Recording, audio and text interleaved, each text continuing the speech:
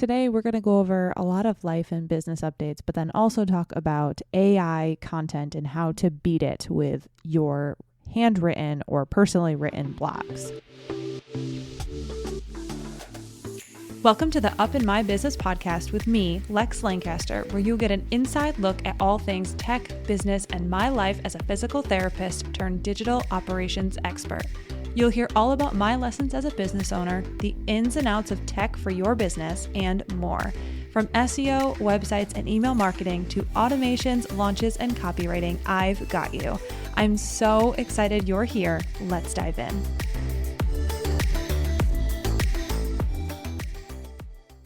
Many of you are familiar with the name, of course, because all I do is talk about them. But if it's new to you, Jane is a HIPAA-compliant, all-in-one practice management software and the sponsor of the Up in My Business podcast.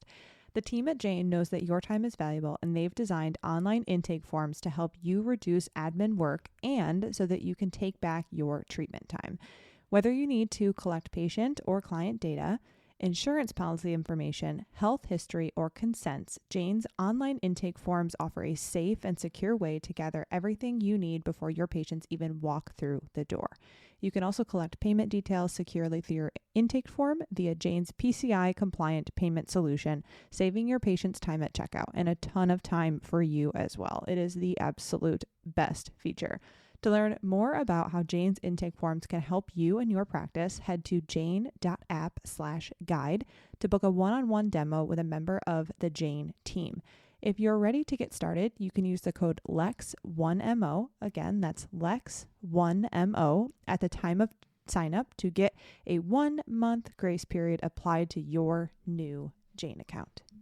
Welcome back to another episode of Up in My Business. I am your host, Lex Lancaster. If you're new here, thank you so much for joining in. If you are coming back for another episode, thank you so much for listening again.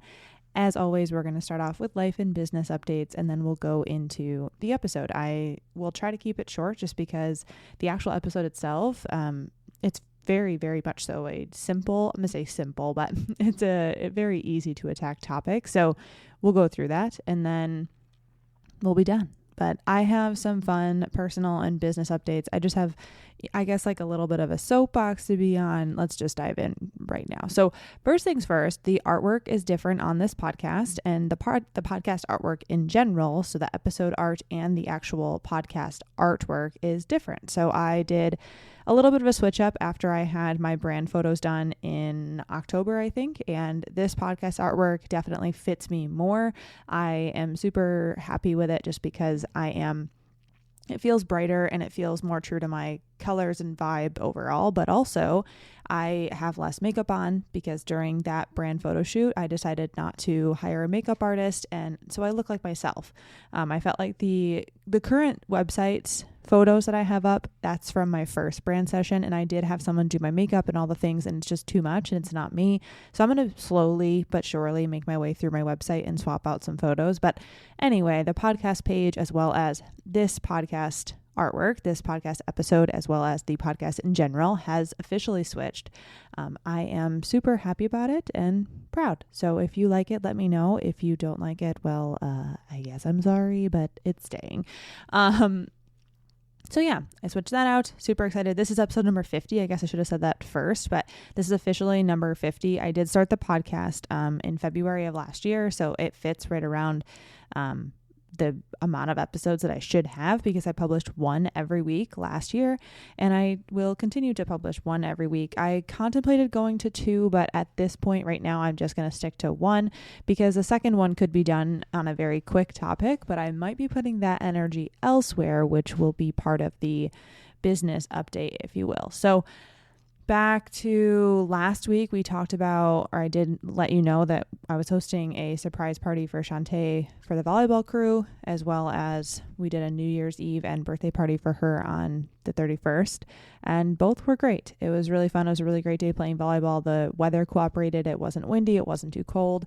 It ended up being a little bit rainy on the way there, and then we had like a quick little, I'm going to call it a drizzle, partially through the morning, but it was a really, really good day of volleyball, and I think she really enjoyed it. She didn't say that she was surprised because I brought a bag, a different tote bag with the cookies in it. And if you didn't follow me on Instagram that day, we had a picture of her face on a 90s background on the cookie because it was a 90s themed party. But between the bag and the 90s theme, I think she knew something was up. But anyway, it was still fun to execute with everyone and really have met the best people here in California, and the volleyball crew is like no other. So everyone really came together and made it happen, and it was really, really fun. And we had a big turnout. So I think there was like 12 of us or 13 of us, which is a lot for what we call bonus games on Sunday. So everyone just showed up. It was amazing. That night we did host the New Year's Eve and birthday party, and that also was fun. Being able to host and have a space to host it's not lost on me how lucky we are to have the space to be able to host people. And I actually texted Shantae right before people came over, and I was like, I'm so grateful to have a refrigerator that's, full to the brim of food that we get to give to people and provide a space for people to go on New Year's Eve. And she had responded back. I believe it's like, when you have, I'm going to butcher this quote, but when you have more than you need, build a bigger table, not a taller wall, or something like that. And I was like, yes, like that definitely is exactly where my head was at. So it was all really, really good. It was a great time. That last week was super busy. So I had mentioned that in my podcast episode last week, just saying like going into January, things are really busy, but also feeling more calm overall, because I had mentioned that my word this year is elevate. So with that being said, I'm finding gaps, if you will, of where I can improve customer experience and just overall just how to work with me and make it better than it was last year. Because things are fine. Things were great. Things work. Everything gets done. But I wanted to just elevate the experience, if you will. So today, I think my thank you notes are going to be arriving. So I'm going to be sending out thank you notes to everyone who books Do It in a Days with me. If you're not familiar with that service, I can link it in the show notes. But I'm going to be sending out thank you cards to those people. I am a person, I'm not a card person. So for your birthday, for Christmas, I'm not the person who sends out a card and writes like a lot of things in cards. But I will say that I like receiving cards. So the reason I don't think I'm a card person is because I'm not that great with thoughtful words. It took me like 3.5 weeks to write the caption for Shantae's Instagram post, not because I didn't know what to say, but because organizing my thoughts takes me a lot of time. So I started with like a big list of all the things that I wanted to say, and then I have to go back and edit it. And it's so easy to write things especially about her, right? So like it took me 10 seconds to write all the things I want to say, but then to put it in a coherent fashion and a coherent way and like make it sound good, it took me a bit to edit that. So that's how I feel when I write cards. So I think that's why I'm not really a card person, but I do like receiving them. So for me, I'm like, for my business, I really enjoy when I spend money or I invest in someone else's business and they send me a thank you card. Emma Jack does it pretty regularly. I enjoy it. So I was like, I think I'm going to do thank you cards this year and make that happen. So I'm going to do that. And on that note, I also want to talk about if you own a business and you have clients that you gift things to, I need to find the name of the company that I used, but I think it was called Giftogram. But anyway, I sent out for my retainer clients, I sent out a gift card to them instead of sending them a gift itself. So I've received client gifts. Like I received these really cool cupcakes in the mail from one of the photographers that I refer people to a lot in New England. But I didn't know, I was going back and forth of what exactly I wanted to send my retainer clients. I knew I wanted to send them something as a thank you, but I just didn't know, and gifts are my love language. So I like gifting people things, and I just kept going back and forth of what people wanted, what people needed. And instead what I did was I sent out a gift card to them, but they got to choose where the gift card went. And so I've gotten multiple messages from people. Erica Mayal, she actually sent me a photo and was like, I'm so excited to dive into this book. Thank you for the Christmas gift that you didn't know you got me. And that book was one of, it's a small business owned by a physical therapist who wrote her own book, Lieda.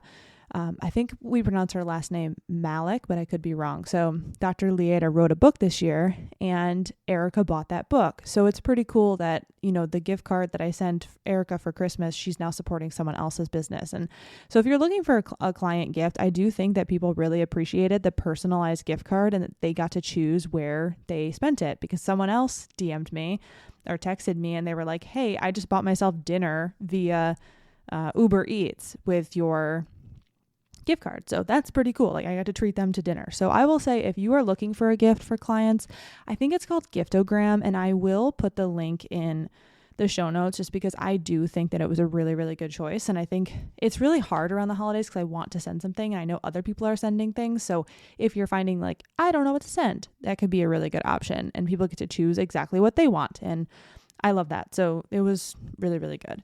I'm trying to think what else I wanted to say around that. I think that was really it. And my Elevate. So the other thing that I wanted to do, and if you are listening to this and you have ever done or invested in or thought about doing a do it in a day with me, I typically take my do it in a day. So my retainer clients are really my top level. They're my bread and butter. They get first access to me. So I schedule them into my schedule. And then around them, I schedule my do it in a days. And I just say, okay, I'm going to do it in a day work or a do it in a day on this day and this day. And then I fill those slots. This year, what I'm doing is I'm actually splitting up. So I had thought about splitting up my time, and how I was splitting up my time was what I needed to do. And I thought I was doing it well until I really looked at it and I was like, I'm doing this very badly. So now I am splitting up things in a different way where I have SEO slots. So done for you SEO slots in the first week of the month on Monday and Wednesday. And then I have Lextramind people all on Tuesdays and coaching clients all on Tuesday. So any sort of call that you book with me.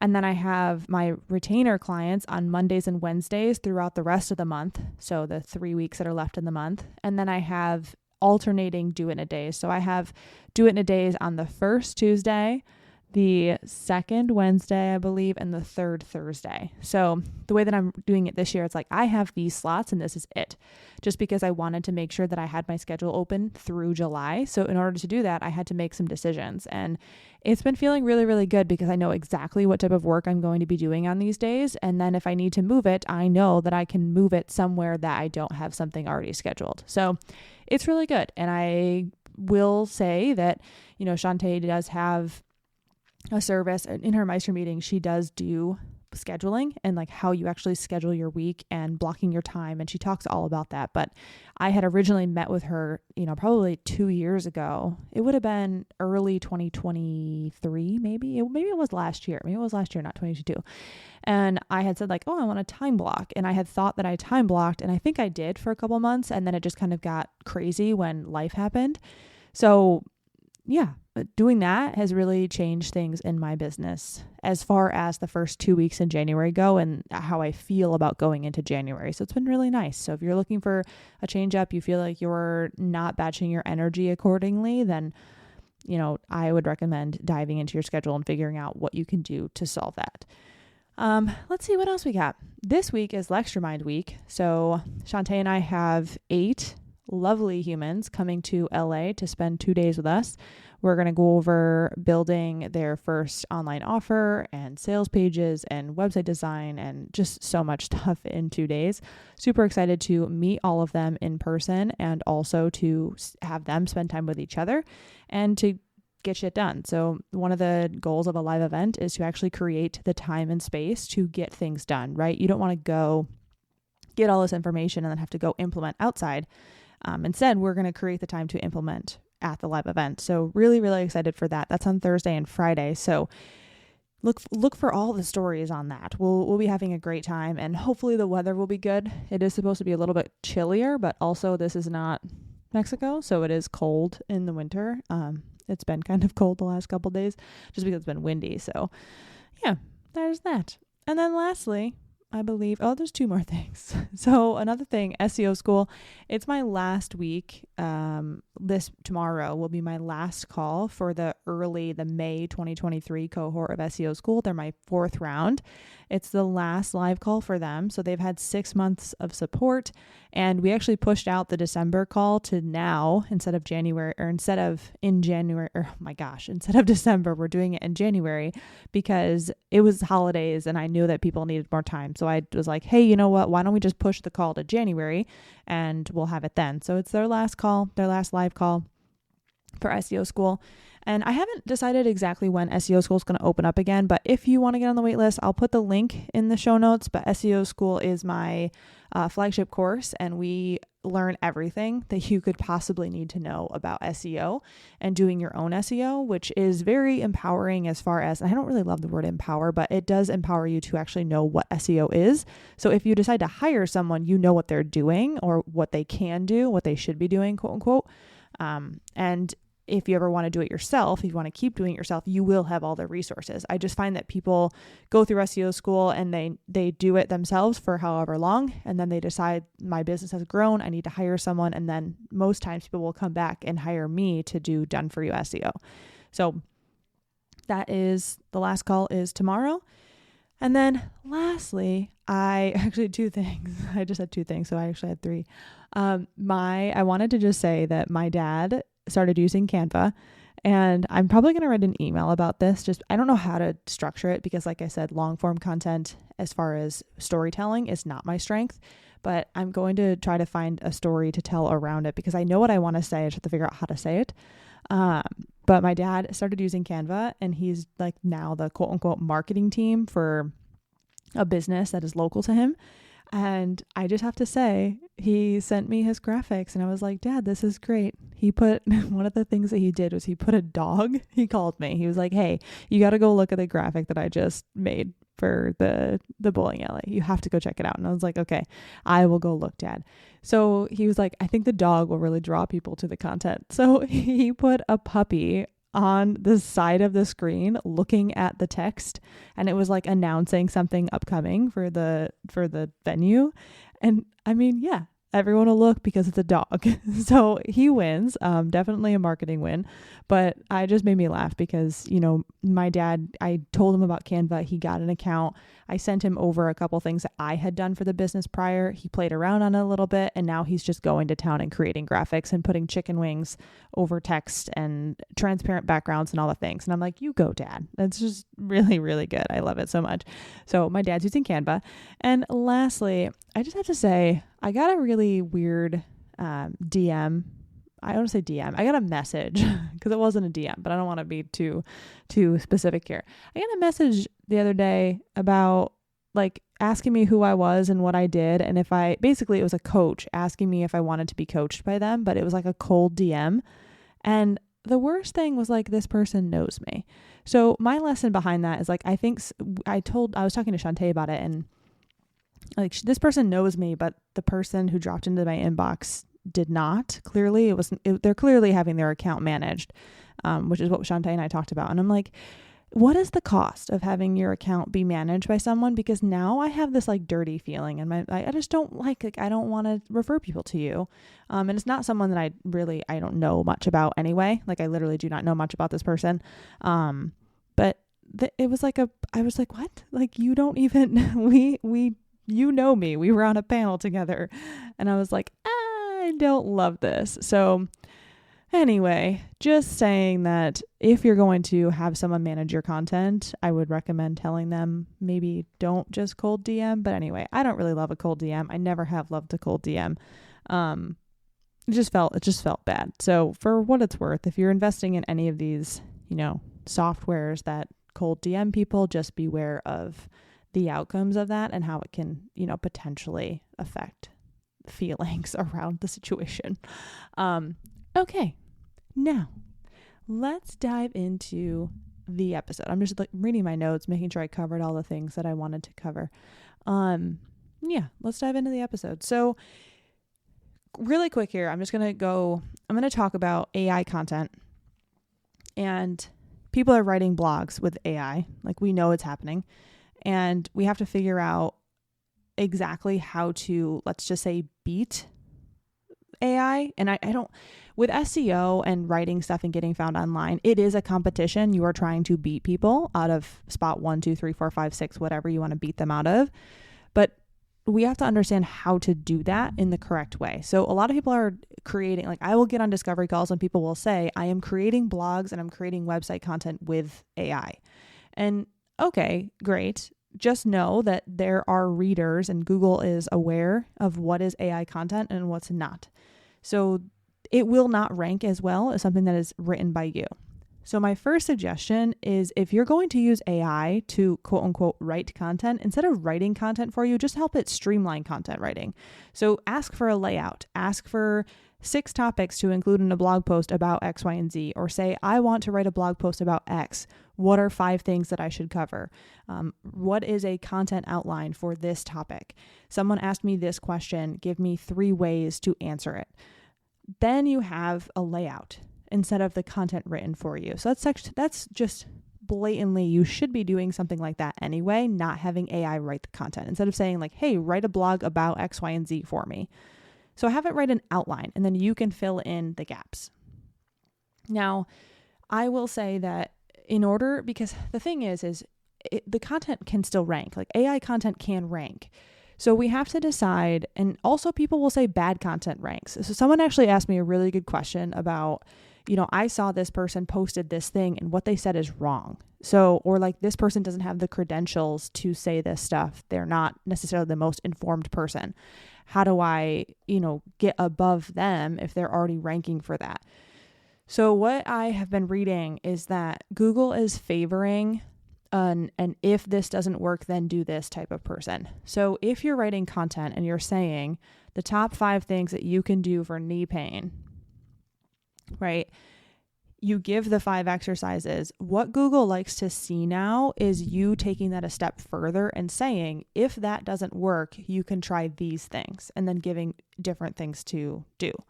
Because what that's showing is that you're able to come up with a solution, but then also reason and have an understanding of it, so much so that if those things don't work, you have a different path for someone. And that shows more expertise than someone who just lists the 5 exercises.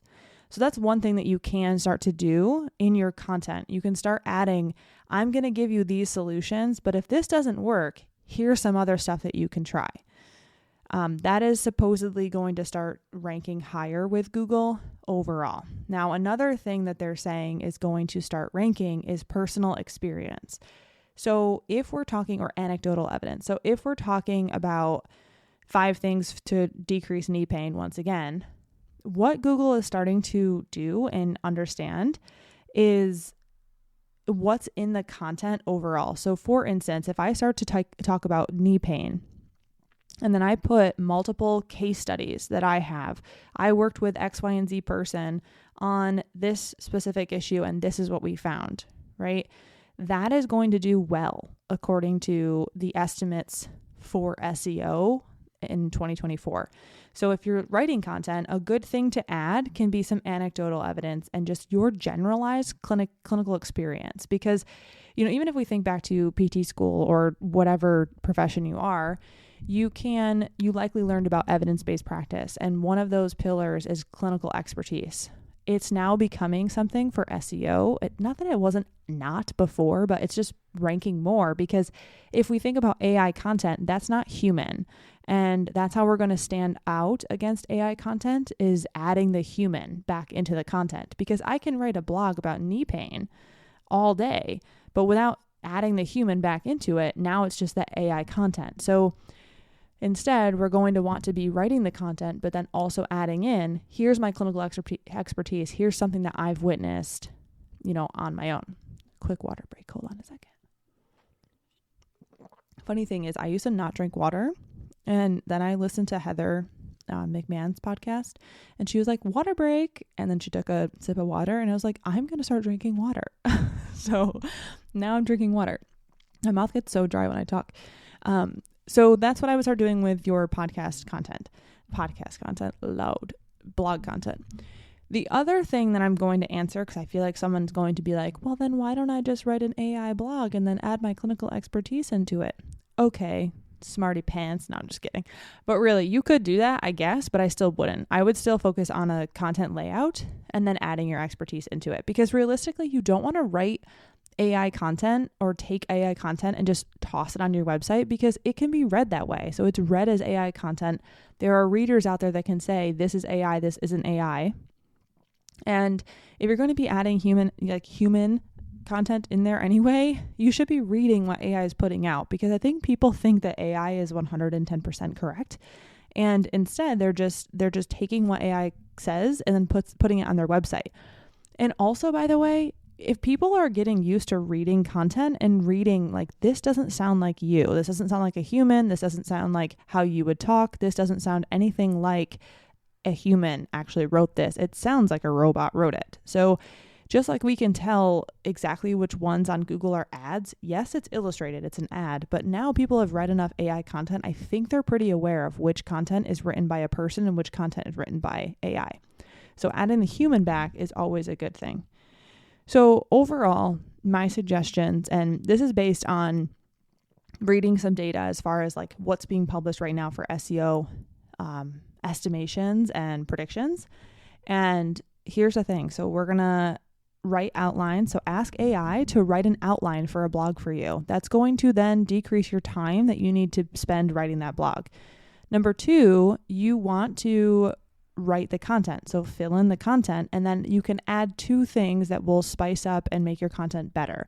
One is, if the things that I'm suggesting for you don't work, then you can go do this stuff instead. And personal experience. Now, before I end the episode, I also want to say that if you're writing and publishing content online at all, right, for a blog, ideally you're writing it yourself because of one big thing that I just want to shout out into the ether. I don't think a lot of people talk about it right now on Instagram or in the space, and I haven't really mentioned it here, but in SEO school, I teach people about something that I learned from someone Shantae brought into the mafia. So a journalist came into the mafia and talked about Haro or Haro, depending on how you pronounce it. So it is a space where you can sign up for alerts to be sent to you when a journalist is looking for a content expert on a certain piece of thing. So they'll say like, we need someone to talk about this, this, and this. Can you write a piece for it? Well, if you're not actually writing the content and you're doing AI generated content and that's how you're getting used to writing blogs, it's not going to work. You're not going to be able to go get published for something that's not yours, right? So I understand that even for myself, right, I explicitly say I am not great at telling stories and writing content in that way. But I'm never going to get better at it if I don't do it. It's the same thing for any sort of blog writing, whether you're someone who's telling stories or someone you're just giving very specific protocols of, this is what we're going to do for knee pain. This is what we're going to do for shoulder pain. If you're doing that and you're never writing it yourself, you're never going to get better at it. And the thing is when you get those emails from Haro and they say, hey, we need a content expert on this thing, are you really the content expert if you're using ChatGPT to write your entire blog? I would say no. Some people would say, well, I'm correcting it and I'm proofreading it and I'm adding things in. But I would say, okay, but also I would personally say that that's not your content. So you should be asking for an outline. Sure. That's just going to speed up the process. But then actually being able to fill in the data and write the blog yourself is going to make you what they're looking for. They're looking for that content expert. So just for what it's worth, I do think that being able to practice writing in a way that is worthy of that published content and is not necessarily just a reiteration of ChatGPT or copy and paste of ChatGPT is going to serve you better in the long run. So that's like my little soapbox, if you will, as far as like published content and how to start publishing it and how to start doing things online and getting better at writing that long form content. That's all I really have for you. The sun is setting and it looks so, so beautiful here. For all my East Coasters, I know you guys, well, I should say East Coast, Northeast. I know you all were in like a snowstorm. All my friends from home are posting snow, and I am very much so not feeling bad about being in California right now because snow is not my favorite. So I am going to go head downstairs, probably going to eat some dinner, play with Moose, do all this stuff. And I just want to thank you so much for listening. Please let me know if you have questions or any topic suggestions. I would love to hear them. I usually put up stories on Instagram and ask what people would like to hear on the podcast. So feel free to answer there or email me. I'll put all the links that I talked about in the podcast episode in the show notes. But that's all I've got for you. I hope you have a great rest of your day. Thank you so much. I will catch you next time.